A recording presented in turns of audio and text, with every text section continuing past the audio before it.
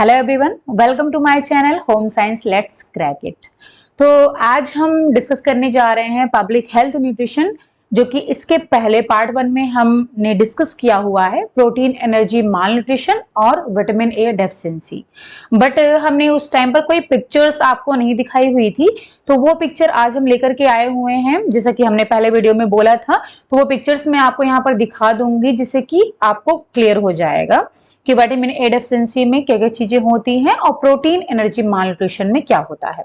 Okay, यहाँ पर एक चीज और मुझे बतानी है आपको कि जो विटामिन ए की कमी के कारण जो नैदानिक लक्षण है इसके हैं, यानी कि क्लिनिकल जो सिम्टम्स हैं, उसमें जो सबसे पहला वाला पॉइंट है नाइट ब्लाइंडनेस, जिसे हम रतौंधी कहते हैं। इसको एक और चीज कहा जाता है, night blindness is also known as nyctalopia. तो ये आप इसको नोट डाउन कर लो, क्योंकि ये क्वेश्चन पूछा जा सकता है कि नाइट ब्लाइंडनेस को और क्या कहते हैं, या फिर नाइट ब्लाइंडनेस की जगह पर निक्टैलोपिया लिख करके आ सकता है। तो इसका मतलब वही है रतौंधी हिंदी में, और इंग्लिश में नाइट ब्लाइंडनेस, यानी कि जिसमें कि कम रोशनी में देखने में परेशानी होती है, तो इसे निक्टैलोपिया भी कहते हैं। चलिए हम पिक्चर दिखा देते हैं। तो हमने यहाँ पर जो डिस्कस किया हुआ था प्रोटीन एनर्जी माल न्यूट्रिशन है, उसमें एक था क्वाशरकर और मरास्मस। तो हमने बताया था कि जो मरास्मस होता है उसमें प्रोटीन और ऊर्जा दोनों की कमी होती है। ठीक है, तो इसमें आप देख सकते हो ये जो बच्चा यहाँ पर दिखाई पड़ रहा है ये मरास्मस का शिकार है। तो यहाँ पर आप देख रहे हो कि इनकी हड्डियां, ये जो बच्चा है उसकी हड्डियां बिल्कुल दिखाई पड़ी बाहर। यहाँ चेस्ट वाली हड्डियां भी आप देख सकते हो, इसके हाथ जो है कितने पतले हैं, पैर, और जो इसका चेहरा है सब कुछ कितना पतला है, यानी कि क्योंकि इसमें क्या होता है मसल वेस्टिंग होती है, जिसकी वजह से जो बच्चा है बिल्कुल सूख जाता है। इस वजह से इसको सूखा रोग भी कहते हैं। ठीक है, और फिर नेक्स्ट है, ये आप देख सकते हो ये क्वाशरकर है। तो जैसा हमने क्वाशरकर में डिस्कस किया था कि क्वाशरकर में क्या होता है, ये सिर्फ और सिर्फ प्रोटीन की कमी की वजह से होता है। और इसमें होता क्या है, ऑडिमा हो जाता है, यानी कि फ्लूइड्स जो है एक्युमुलेट हो जाता है, जमा हो जाता है बॉडी पार्ट्स में। तो यहाँ पर आप देख सकते हो जो बच्चा है उसका पेट जो है सूजा हुआ है, तो ऑडिमा की वजह से क्या हो जाता है, सूजन आ जाती है, क्योंकि जो फ्लूइड है वो इकट्ठा हो रहा है। तो यहाँ पर देखो इसके पेट में सूजन है, चेहरे पर भी सूजन है, गाल देखो इसका सूजन है। इसमें ये भी था इसके सिम्टम्स में कि चूंकि ऑडिमा की वजह से जो फेस है उसका मून फेस हो जाए, जैसे चंद्रमा की जैसा उसका फेस बिल्कुल गोल गोल हो जाता है। तो यहाँ पर भी स्वेलिंग है, हाथों में भी आप देख सकते हो स्वेलिंग है, और पैरों में भी स्वेलिंग है। तो पूरे बॉडी में ये स्वेलिंग आ जाती है। ये किसमें है, क्वाशियरकर में। ओके, चलिए, और विटामिन ए डेफिशिएंसी में जो सबसे लास्ट, अच्छा इसके पहले हम डिस्कस कर लेते हैं। ये देखिए, एक तो नाइट ब्लाइंडनेस हो गया जो पहला स्टेप था, और दूसरा जो स्टेप था उसमें क्या होता है, बाइटॉट स्पॉट हो जाता है। ठीक है, सॉरी बाइटॉट स्पॉट नहीं, कंजक्टाइवल जीरोसिस, और उसके बाद में बाइटॉट स्पॉट, और फिर कॉर्नियल जीरोसिस होता है। तो बाइटॉट स्पॉट आप देख सकते हो, इसमें क्या है, यहाँ पर एक स्पॉट व्हाइट व्हाइट जैसा, झाग जैसा जो स्पॉट पड़ता है वो झाग जैसा होता है, ग्रे या फिर व्हाइट कलर का हो जाता है। तो ये बाइटॉट स्पॉट है जो कि कंजक्टाइवा में है। ठीक है, और ये ड्राइनेस, यानी कि कंजक्टाइवा जो है इफेक्ट होना स्टार्ट करती है, प्रभावित होना शुरू होता है, और उसके बाद में जो कंजक्टाइवा में जो स्पॉट पड़ जाता है ये झाग जैसा, उसको बाइटॉट स्पॉट कहते हैं। यहाँ पर देख सकते हो जीरोफ्थैल्मिया। जीरोफ्थैल्मिया क्या होता है, ये पूरा ऑल ओवर जो है सारे सिम्टम्स जो है जीरोफ्थैल्मिया में होते हैं, यानी कि जीरोफ्थैल्मिया में जो कंजक्टाइवा है और कॉर्निया है, यानी कि ब्लैक वाला पार्ट और व्हाइट वाला पार्ट दोनों ही प्रभावित होते हैं। इसमें जो पहली वाली पिक्चर है जो कि अभी हमने जस्ट डिस्कस किया, नेक्स्ट पिक्चर में बाइटॉट स्पॉट है, झाग जैसा यहाँ पर आप देख रहे हो स्पॉट पड़ा हुआ है। ठीक है, अब जो टॉप राइट में है ये यहाँ पर क्या है, ये cornea with typical dry appearance and ulcer stained green with fluorescent dye. तो यहाँ पर आप देख सकते हो ये स्टेन पड़ा हुआ है, किसमें, कॉर्निया में, यानी कि यहाँ पर कॉर्निया प्रभावित हो रही है और ड्राई भी है। फिर इसके बाद में जो ये राइट वाला है, इसमें आप दोस्तों कॉर्नियल स्केरिंग हो रही है, यानी कि कॉर्निया क्या हो रही है, धीरे धीरे डिसॉल्व हो रही है, कॉर्निया प्रभावित हो रही है। यानी कि पहले ये वाला प्रोसेस होता है, कंजक्टाइवा प्रभावित होती है, उसके बाद में बाइटॉट स्पॉट होता है, फिर कॉर्निया प्रभावित होती है, देख रहे हो धीरे धीरे फिर कॉर्निया क्या हो रही है, डिसॉल्व हो रही है। और ये जो सबसे लास्ट वाला है इसमें क्या हो रहा है, डीप कॉर्नियल अल्सरेशन यानी कि कॉर्निया में अल्सर हो जाता है, ठीक है, जो कि आगे जा करके कीरेटोमलेशिया में कन्वर्ट हो जाता है। तो ये है कीरेटोमलेशिया।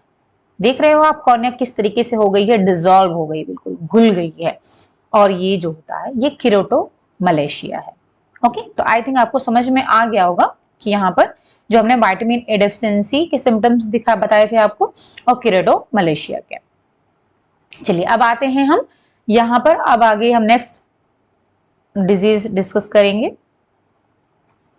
रक्ताल्पता अथवा लौह लवण की कमी, या फिर हम इसको कह सकते हैं अनीमिया।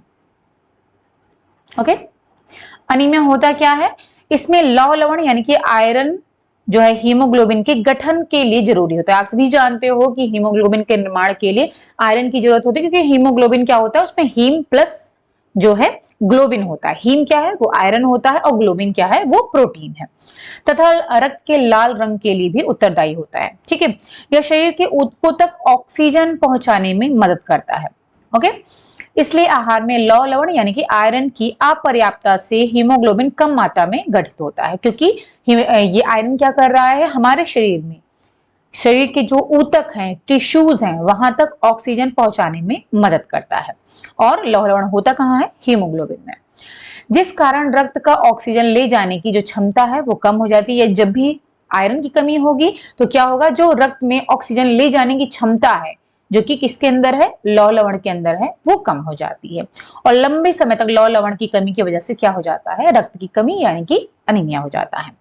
अब इसके कारण क्या है, तो यहाँ पर अलग अलग कारण दिए गए। समुदाय में रक्ताल्पता के क्या कारण है, तो ये है आहार में अपर्याप्त लौह लवण का जो है सेवन, यानी कि आयरन का कम से कम मात्रा में जब सेवन किया जाए यानी कि खाया जाए, डाइट में कम से कम शामिल किया जाए, जिससे कि वो अपर्याप्त हो। फिर है शरीर में लौह लवण की उपलब्धता तथा अवशोषण में कमी। ठीक है, एक तो ये हो सकता है, या तो आप पर्याप्त मात्रा में आयरन नहीं ले रहे हो, या फिर जो है आपके शरीर में आयरन की जो अवेलेबिलिटी है यानी कि उपलब्धता है, या फिर उसका डाइजेशन एब्जॉर्प्शन सही से नहीं हो पा रहा है। ठीक है, फिर तीसरा है कि रक्त की हानि में वृद्धि, जैसे कि रक्त आपके बॉडी से बहुत ज्यादा निकल रहा है, जैसे कि लेडीज में क्या होता है, विमेन में ये पीरियड्स आते हैं, ठीक है, जिसे हम कहते हैं मेंस्ट्रुअल साइकिल बोलते हैं, तो उसकी वजह से होता है। और पुरुषों में भी ये होता है। आंतों में कीड़ों की उपस्थिति की वजह से भी जो है आयरन की कमी हो जाती है। तो ये तो समुदाय में हो गया कि आयरन की कमी के क्या कारण है।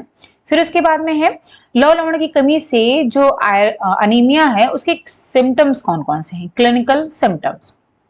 तो थकावट हो जाता है, सांस लेने में दिक्कत आती है, सिर दर्द, चक्कर आना, अधिक नींद आना, कम भूख लगना, घबराहट होना, आंखों के सफेद भाग, नाखूनों, चेहरे तथा जीभ में पीलापन होना।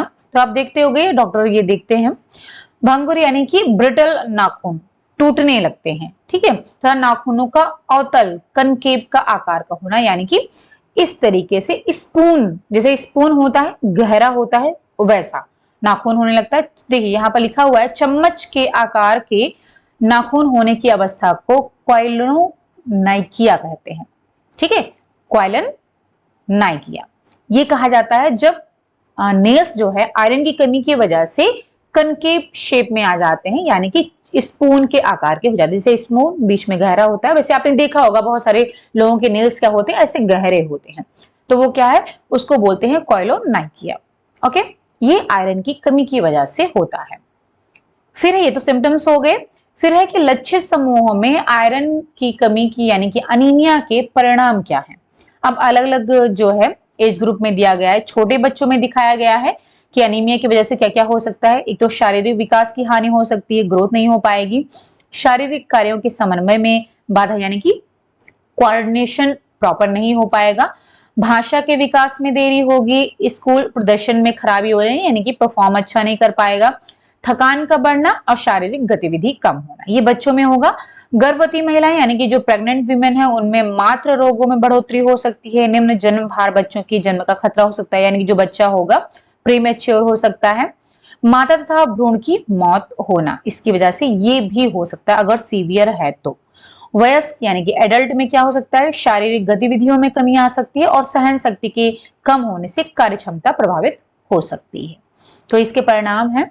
अब इसके तरीके कौन कौन से हैं, कैसे बचा जा सकता है, तो इसमें है कि राष्ट्रीय स्तर पर सरकार द्वारा राष्ट्रीय पोषण रक्ताल्पता नियंत्रण कार्यक्रम चलाया जाता है। इसके अंतर्गत बच्चों, गर्भवती तथा धात्री महिलाओं तथा महिलाओं को लौह लवण फॉलिक एसिड की गोलियां उपलब्ध कराई जाती हैं। तो आपने देखा होगा कि जो प्रोग्राम्स चलते हैं, जैसे यहाँ पर दिया गया है कि राष्ट्रीय पोषण रक्ताल्पता नियंत्रण कार्यक्रम चलता है, उसमें जो टारगेट ग्रुप होते हैं वो बच्चे होते हैं, प्रेग्नेंट और जो लैक्टेटिंग विमेन होती हैं वो होती हैं, और उनको क्या होता है, लौह लवण यानी कि आयरन और फॉलिक एसिड की टैबलेट्स दी जाती हैं।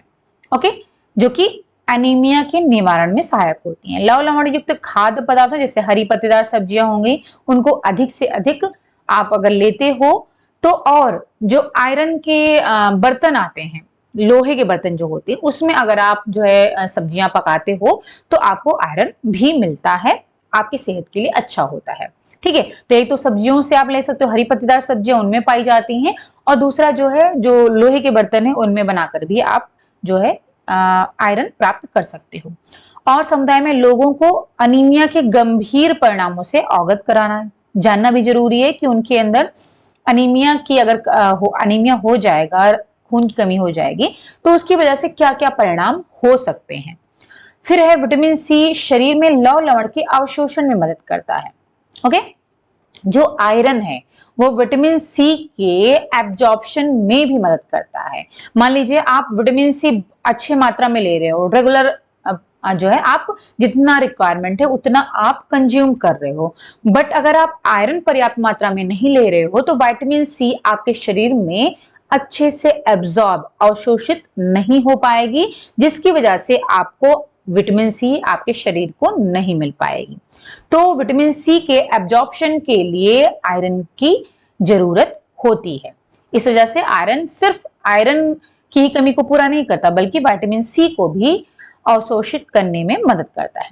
इसलिए उन खाद्य पदार्थों के सेवन को बढ़ावा देना चाहिए जो विटामिन सी के अच्छे स्रोत हों, जैसे कि खट्टे फल हो गए, आंवला हो गया, आंवला रिच सोर्स होता है, नींबू है, संतरा है, आम है, ये सभी आप ले सकते हो। विटामिन सी भरपूर मात्रा में होता है, और लोगों की चाय, कॉफी का सेवन ये कम करना चाहिए, क्योंकि ये क्या करते हैं, जो आयरन है उसके एब्जॉर्प्शन में इंटरफेरेंस पैदा करते हैं। ठीक है, इंटरफेयर करते हैं, बाधा उत्पन्न करते हैं, यानी कि आयरन को एब्जॉर्ब नहीं होने देते हैं हमारे शरीर में। इसी वजह से चाय और कॉफी कम से कम लेना चाहिए। ठीक है, अब आते हैं, ये तो हो गई आयरन की बात। अब हम आते हैं आयोडीन अल्पता विकार यानी कि आयोडीन डेफिशिएंसी डिसऑर्डर। तो थायराइड ग्लैंड जो होती है वो हमारे शरीर के गर्दन क्षेत्र में स्थित होती है, यानी कि यहाँ पर गले में होती है थायराइड ग्लैंड। और ये क्या करती है, ये थायरॉक्सिन नामक हार्मोन का सिक्रीशन करती है। ओके, अब आयोडीन जो है वो थायरॉक्सिन के गठन के लिए जरूरी होता है, यानी कि थायरॉक्सिन जो हार्मोन है उसके सिक्रीशन के लिए आयोडीन की जरूरत होती है। जब भी किसी व्यक्ति के शरीर में आयोडीन की कमी हो जाती है तो उस स्थिति में होता क्या है, अधिकतम आयोडीन धारण करने के क्रम में क्या होता है, जो थायराइड ग्लैंड है वो विस्तृत हो जाती है, यानी कि बढ़ जाती है। ठीक है, आयोडीन की कमी को पूरा करने के लिए जो थायराइड ग्लैंड है वो बढ़ जाती है, जिसे क्या कहते हैं हिंदी में गंडमाला, या फिर इसको इंग्लिश में ग्वाइटर कहते हैं। ओके, ग्वाइटर के रूप में जाना जाता है। आयोडीन अल्पता विकार यानी कि आयोडीन डेफिशिएंसी डिसऑर्डर के अंतर्गत आयोडीन के अपर्याप्त सेवन से उत्पन्न होने वाली सभी स्थितियां संदर्भित हैं। तो ये दिया गया है। ओके, अब यहाँ पर मैं आपको इसका पिक्चर भी दिखा देती हूँ, जो थायराइड ग्लैंड बढ़ने की बात हो रही है यहाँ पर, ये है क्या। तो यहाँ पर आप देख सकते हो ये नॉर्मल थायराइड है। थायराइड जो ग्लैंड है वो सभी के गले में होती है। ठीक है, तो ये नॉर्मल थायराइड है, आप देख सकते हो नॉर्मल थायराइड कैसी है। ठीक है, ये थायराइड कार्टिलेज है, ये थायराइड है, और ये है ट्रैकिया हमारी। फिर है ग्वाइटर कंडीशन में क्या हो जाता है, यहाँ पर आप देख सकते हो थायराइड जो कि यहाँ पर अंगूर जैसा आपको पिक्चर एक दिख रहा है, यहाँ पर आप देख रहे हो क्या हो रहा है, विस्तृत हो गया, यानी कि बढ़ गया। आयोडीन की कमी को पूरा करने के लिए ये फैल गया है। ओके, जिसकी वजह से क्या हो रहा है कि ग्वाइटर की समस्या उत्पन्न हो रही। तो यही होता है ग्वाइटर। ओके। आयोडीन के शरीर में अनुपलब्धता के विभिन्न कारक कौन कौन से फैक्टर्स हैं? एक तो आयोडीन की कमी की वजह से ऐसा हो सकता है। दूसरा क्या है? शैशवावस्था, इन्फेंसी, यंग एज और प्रेगनेंसी, लैक्टेटिंग स्टेज में क्या होता है? तेजी से विकास की अवस्थाएं होती हैं और इन अवधियों में शरीर में आयोडीन की मांग बढ़ जाती है। यानी कि नॉर्मल कंपैरिजन में इन स्टेजेस में जो है आयोडीन की मात्रा अधिक चाहिए होती है। यदि आहार द्वारा ये जरूरत पूरी नहीं हुई तो व्यक्ति आयोडीन की कमी से ग्रसित हो सकता है। तो एक तो ये हो गया, स्टेज के अकॉर्डिंग हमें आयोडीन लेना चाहिए। फिर है तीसरा जो रीजन है, कारक है, फैक्टर है, वो है गोइट्रोजन की उपस्थिति। गोइट्रोजन क्या होता है? कुछ खाद्य पदार्थों में मौजूद रासायनिक पदार्थ होता है, ठीक है। शरीर में आयोडीन के उपयोग में ये क्या करता है? हस्तक्षेप करता है, जिस कारण घेंघा रोग यानी कि इसे हम ग्वाइटर बोल रहे हैं, इसकी स्थिति उत्पन्न हो जाती है। ग्वाइटर पाया कहाँ जाता है? कुछ सब्जियों में, जैसे कि पत्ता गोभी है, फूल गोभी है, सलजम है, इन सभी में पाया जाता है, ठीक है। तो ये जो है, जो इन फैमिली के, जैसे पत्ता गोभी हो गया, फूल गोभी हो गया, ठीक है, सलजम है, तो इनकी फैमिली की जो सब्जियां होती है उनमें ग्वाइट्रोजन पाया जाता है। ये करता क्या है? हमारे शरीर में जो आयोडीन का एब्जॉर्प्शन, डाइजेशन या फिर यूटिलाइजेशन हो रहा है उसमें ये इंटरफेरेंस यानी कि बाधा उत्पन्न करता है। ओके, तो इसको भी कम किया जा सकता है अगर आयोडीन की कमी हो रही है तो। ओके, तो 3 कारक हैं ये। फिर है कि इसकी क्लिनिकल सिम्टम्स कौन कौन से हैं? तो एक तो घेंघा रोग यानी कि ग्वाइटर हो जाता है, ठीक है। आहार में आयोडीन की कमी के कारण गर्दन में उपस्थित जो थायराइड ग्लैंड है वो बढ़ जाती है, जिसे कि ग्वाइटर कहते हैं। और दूसरा क्या है? क्रेटिनिज्म। ये आयोडीन अल्पता विकार का सर्वाधिक तीव्र प्रकार है अगर आयोडीन की कमी भ्रूण अवस्था में होती है। यानी कि भ्रूण अवस्था का मतलब हो गया जब मां प्रेग्नेंट है, ठीक है।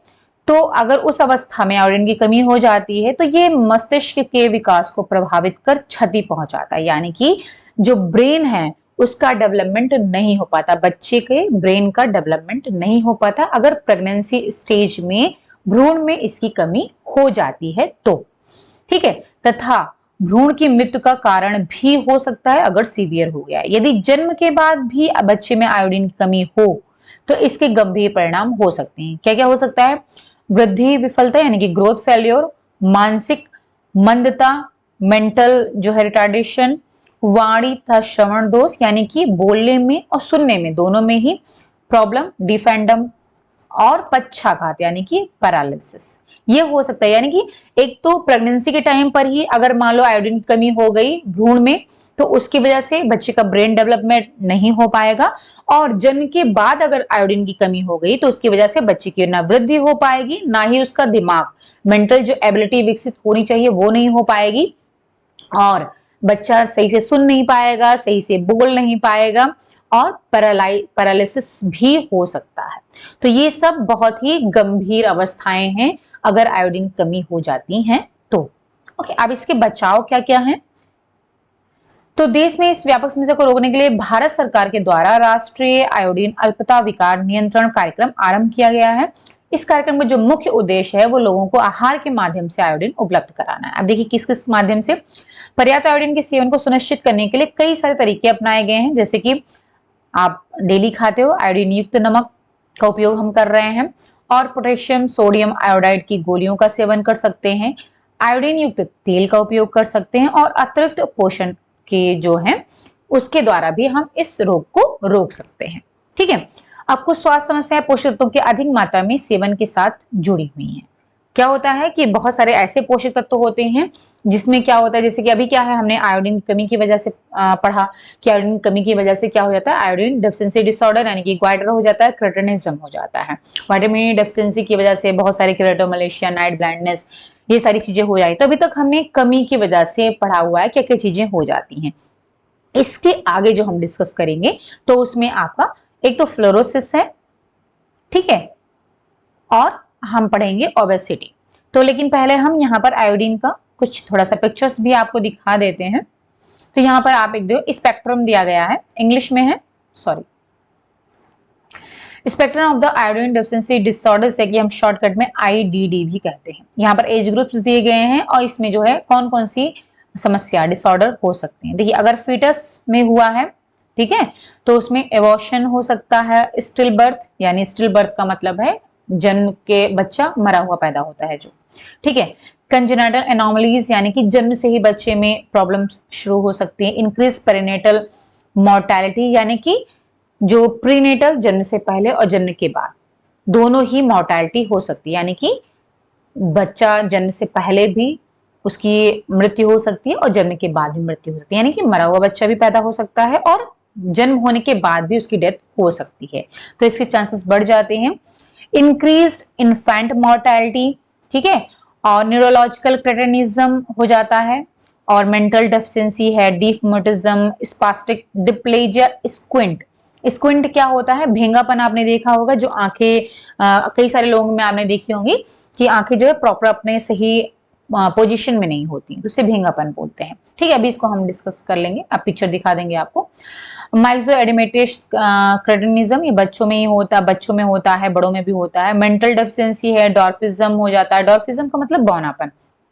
हाइपोथायराइडिज्म हो जाता है और साइकोमोटर डिफेक्ट हो जाता है, यानी कि मेंटल से रिलेटेड जो है, ब्रेन से रिलेटेड जो है, बहुत सारी समस्याएं उत्पन्न हो जाती हैं, ठीक है। न्यूनेट में क्या क्या होता है? न्यूनेटल हाइपोथायराइडिज्म हो जाता है, और चाइल्ड एंड एडोलसेंट में क्या है? Retarded mental and physical development, यानी मेंटल और फिजिकल, शारीरिक और मानसिक दोनों ही रूप से विकास रुक जाता है। एडल्ट में क्या है? ग्वाइटर हो सकता है, घेंगा रोग हो सकता है, और इसके अदर कॉम्प्लिकेशंस हो सकते हैं। आयोडीन इंड्यूस्ड हाइपरथायरॉयडिज्म हो सकती है, इसे हम IIH कह रहे हैं, ठीक है। तो एक हाइपरथायरॉयडिज्म होता है, एक हाइपोथायरॉयडिज्म होता है।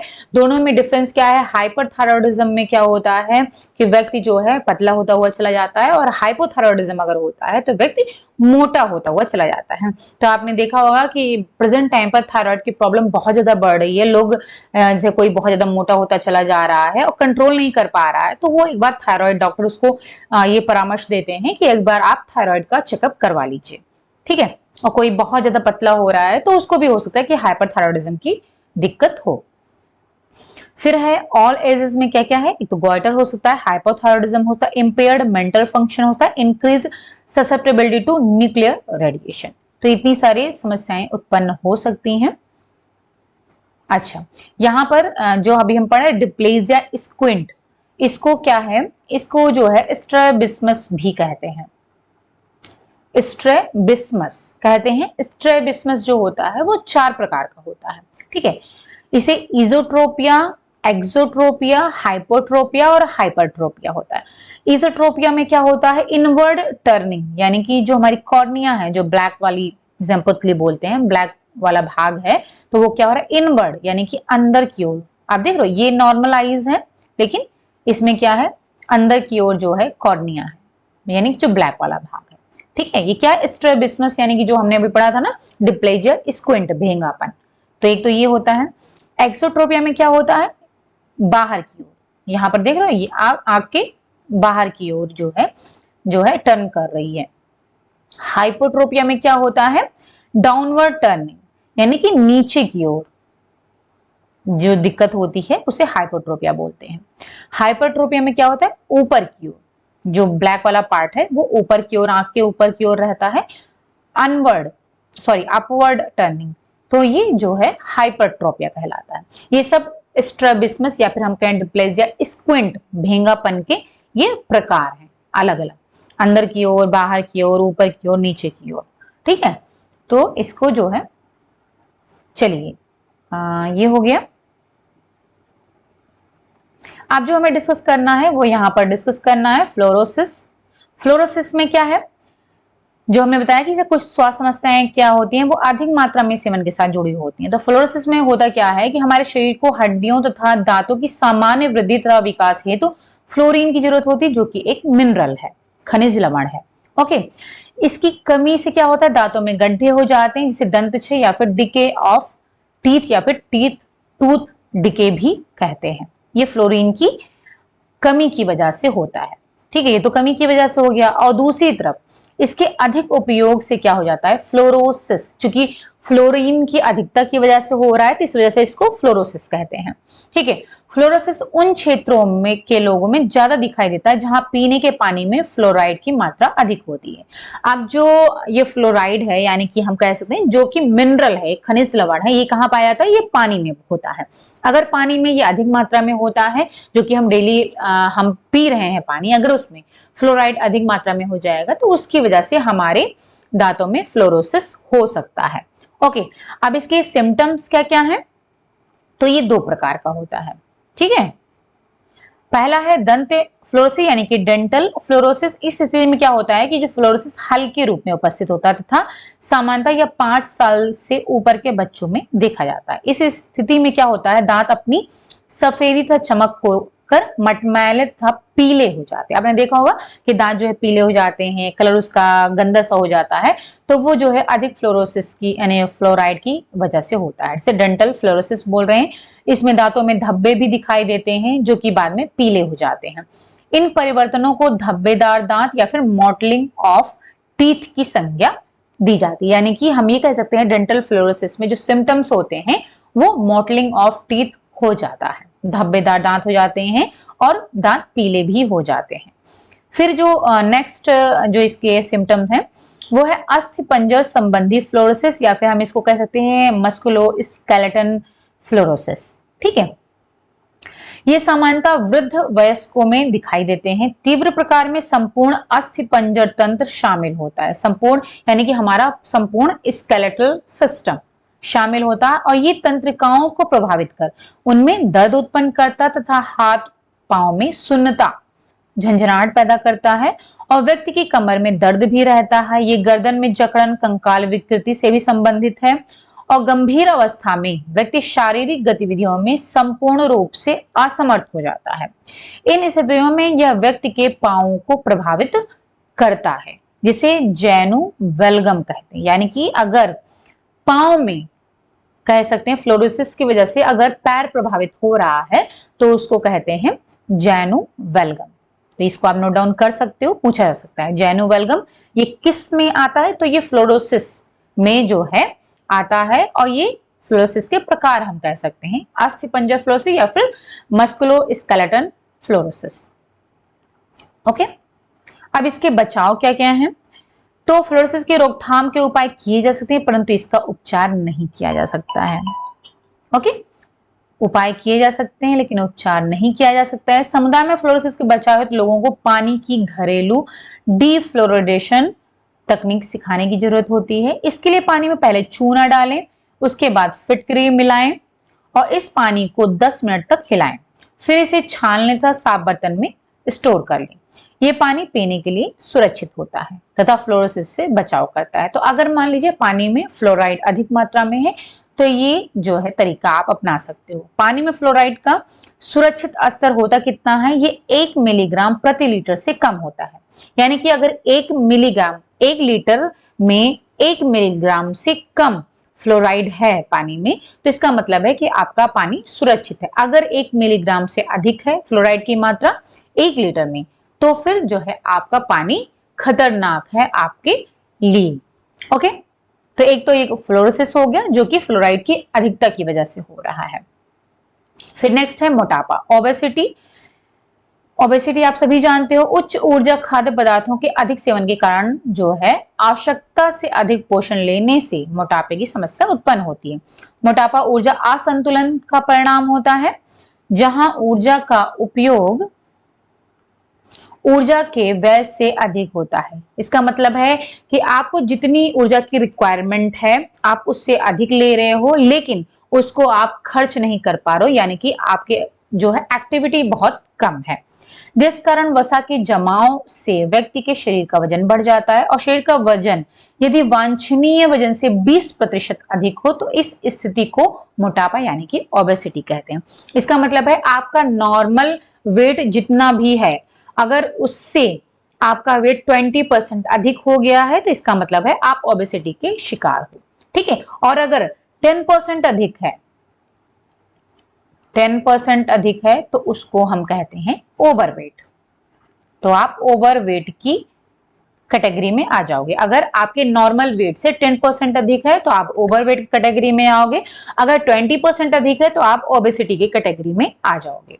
अब मोटापे के कारक कौन कौन से हैं? एक तो आनुवंशिक है यानी कि हेरिडिटरी फैक्टर है, और दूसरा इन्वायरमेंटल फैक्टर है। आनुवंशिक में क्या है, अध्ययन से पता चला है कि जिन परिवारों में माता पिता में से एक स्थूल हो यानी कि मोटा हो, ओबेसिटी का शिकार हो, उन परिवारों के बच्चों में मोटापा होने की जो संभावना है वो 40% होती है। और तथा जहां माता पिता दोनों ही मोटे हैं वहां ये संभावना 10% अधिक बढ़ जाती है। ठीक है, यानी कि अगर दोनों में से कोई एक है तो 40% बच्चे में होने के चांसेस हैं ओबेसिटी के, और अगर दोनों में से कोई एक ही मोटा है तो फिर ये 10% जो सॉरी, अगर माता और पिता दोनों ही मोटे हैं तो ये 10% और अधिक बढ़ जाता है, यानी आप 50% कह सकते हो। इन्वायरमेंटल फैक्टर क्या है? जैसे कि खान पान की आदत है, शारीरिक गतिविधियों का कम होना, आसान जीवन शैली, ये जो है मोटापे के लिए उत्तरदायी होते हैं। मोटापा कई रोगों की वजह से भी हो सकता है, जैसे कि हृदय रोग, उच्च रक्तचाप यानी कि high blood pressure, heart disease, diabetes, इससे भी संबंधित होता है।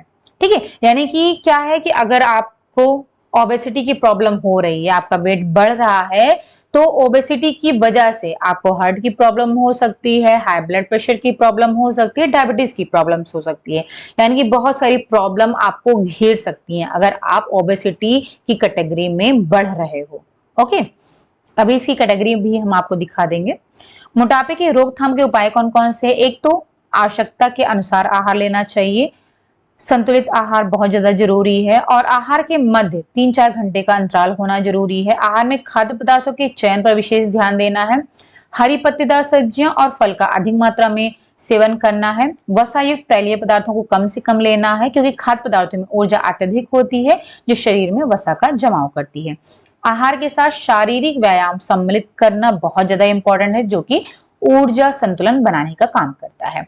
अब देखिए, वसा युक्त या फिर तैलीय पदार्थों का सेवन कम करना है, बिल्कुल खत्म नहीं करना है, क्योंकि ये भी हमारे शरीर के लिए जरूरी होते हैं, लेकिन जितनी रिक्वायरमेंट है बस उतना ही आपको लेना है, उससे अधिक नहीं लेना है।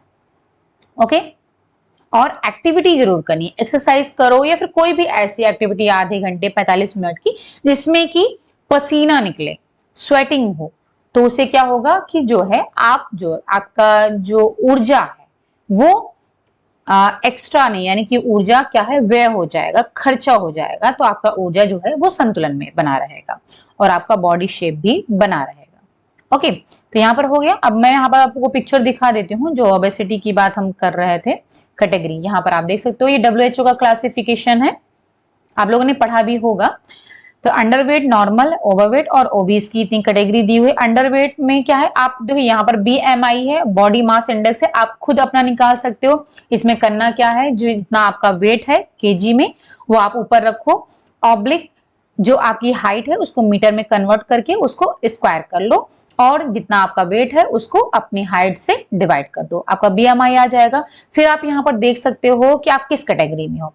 अगर आपका BMI 18.5 से कम आता है तो आप अंडरवेट हो, अगर 18.5 से 24.9 के बीच में आता है तो आप नॉर्मल हो, अगर 25 से 29.9 के बीच में अगर आपका बॉडी मास इंडेक्स आ रहा है तो आप ओवरवेट की कैटेगरी में हो, अगर मोर देन 30 या फिर इसके बराबर आ रहा है तो आप ओबीस की कैटेगरी में आ गए हो।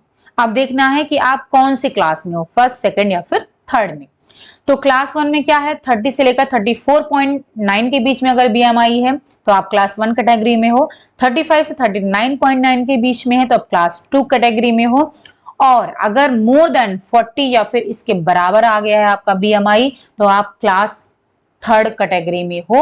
और अगर आप क्लास 3rd में आ गए ओबेसिटी के, देन जो है आप डाइट से अपने ओबेसिटी को कंट्रोल नहीं कर सकते हो, दवा भी काम करना बंद कर देती है। देन क्या होता है, बस सर्जरी ही एकमात्र उपाय होता है आपके ओबेसिटी को कम करने का, और सर्जरी में एक जो सर्जरी होती है उसको बोलते हैं बैरियाटिक सर्जरी। बैरियाटिक सर्जरी होती है, जिसमें होता क्या है, जब ना ही डाइट से और ना ही जो है दवा से कंट्रोल हो पाता है, देन जो है सर्जरी करवाना पड़ता है और उसे बैरिएट्रिक सर्जरी बोलते हैं। तो ये लास्ट स्टेज होता है जबकि आपका ओबेसिटी कंट्रोल नहीं हो रहा है। तो इससे बेटर है कि आप पहले ही अपने डाइट के द्वारा, एक्सरसाइज के द्वारा और अपने जो है आहार संतुलित आहार के द्वारा अपने ओबेसिटी को कंट्रोल में रखो। ओके, तो यहाँ पर हमने जो पब्लिक हेल्थ न्यूट्रिशन की वजह से जो समस्याएं उत्पन्न होती हैं कमी और अधिकता की वजह से, वो हम डिस्कस कर चुके हैं। अब इसके बाद में जो हमने यहाँ पर प्रोग्राम्स के नाम आपको बताए थे, आयोडीन से रिलेटेड, अनीमिया से रिलेटेड, तो वो सब चीजें हम डिटेल में डिस्कस करेंगे नेक्स्ट वीडियो में। ओके, उम्मीद करते हैं आपको ये वीडियो पसंद आया होगा, समझ में आया होगा, और इसका जो भी आपका पीडीएफ है, जो नोट्स है, वो आपको मेरे टेलीग्राम चैनल पर मिल जाएगा। तो वहां पर मैं इसको सेंड कर दूंगी।